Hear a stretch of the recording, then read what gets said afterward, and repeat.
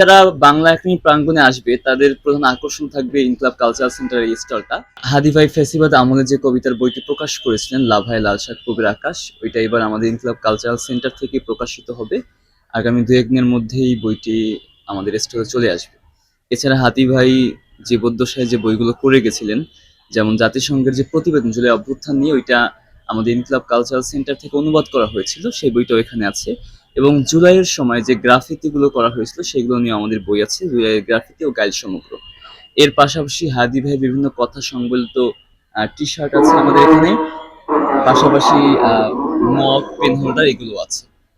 মোটামুটি এগুলো নিয়ে আমাদের স্টল সাজানো হয়েছে। নর্মালি যেটা হয়, বইমেলা যারা আসে বেশিরভাগই সোহরাওয়ার্দী উদ্যানে যেতে পছন্দ করে। তো আমার মনে হয় যারা বাংলা একাডেমি প্রাঙ্গণে আসবে তাদের প্রধান আকর্ষণ থাকবে ইনকলাব কালচারাল সেন্টারের এই স্টলটা। আমরা সেভাবে সুন্দর করে সাজানোর চেষ্টা করেছি।